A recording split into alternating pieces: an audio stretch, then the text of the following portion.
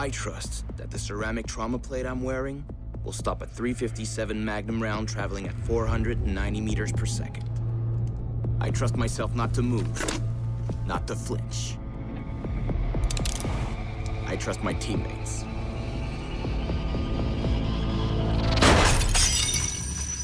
And they trust me. And bibbity bop boop, what's up guys? Rebel2538 back here. Today we are focusing on Rook. And we are going to be using his MP5 SMG with a foregrip and a reflex sight on it, his P9 handgun with a wonderful cobalt camo on it, and an impact nade, which I like myself. Now, jumping straight into the gameplay, just talking about Rook, he's a part of the GIGN unit, and he is a heavy armor, possibly might be the best heavy armor. I think Doc is still my favorite, but there are some arguable points to make him very much better.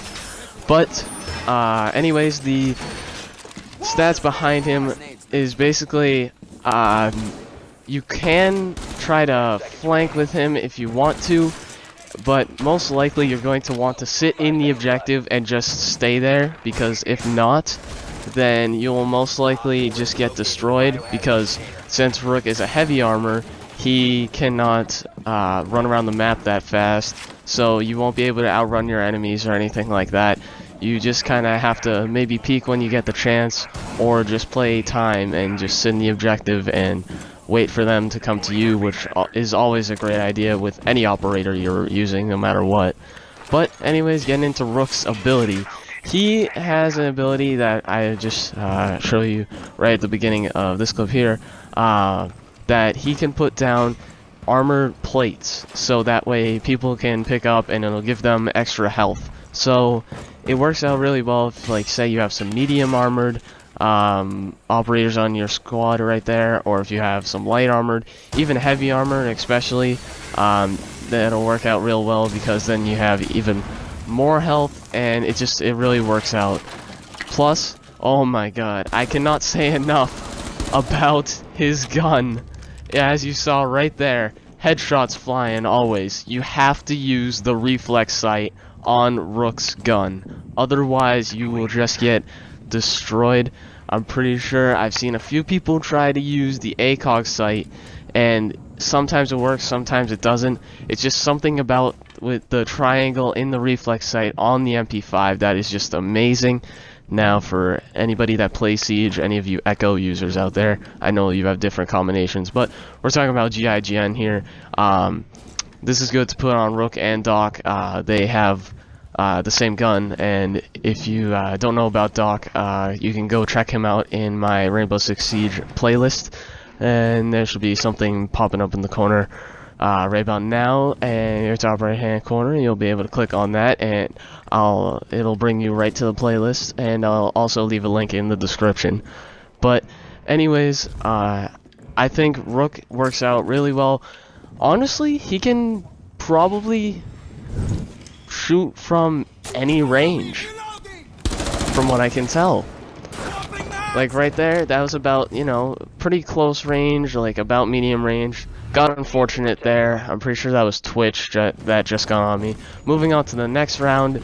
This is one of my favorite spots on the map, Favelas, just because it's a small enclosed area, but we did not have the right operators to stop them breaching. So if you don't have anybody to stop breaching, then you're pretty much screwed if you go down into the armory in Favelas. But if you do have people to stop breaching, it is an absolutely wondrous spot, and just if you set up deployable shields right, you'll be all set. So just make sure that you have deployable shields, people to stop breaching, and make sure you reinforce every single wall. Don't worry about above or anything like that. Usually it'll work out pretty well if you send out maybe one, sometimes two people to roam around in places. That spot right there is a great spot to put a deployable shield, because sometimes they'll thermite the wall to the right, which means they just blow open the reinforced wall. I'll get to him in a later video. Or if they breach right there, see, look, that's a perfect peek hole in between the deployable shield and the wall. Although you could get headshotted potentially, it'll still work out really well as long as you have your quick reflexes and you just get them before they get you, which is basically what the game's all about if you really think about it. If you do get droned out though, just get out there. See, now this is what I was talking about. If you do not stop breaching, you just get absolutely wrecked from this spot, and you literally have no escape because there's nowhere to really go hide. Just how I died there. So, moving on to the third and final round, defending. This spot in the football part, no, not football apartment, I'm sorry, Aunt's apartment, is actually pretty good on Favelas. Again, you need to reinforce so much. Still, nobody to stop breaching. None of my teammates listen to me, but, you know, whatever. So basically all I really have to say about Rook is that he's somebody that if you're a player that likes to sit in the objective, then you should definitely be Rook.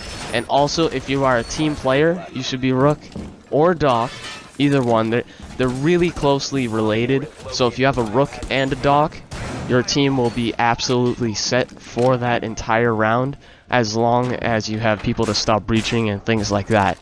Other than that, it's basically up to you with your strategy. If you want to know my strategies or anything, be sure to just friend me on Xbox, Rebel2538. Send me a message. I should play with you most of the time. I'm really busy right now. I barely have time to make this video.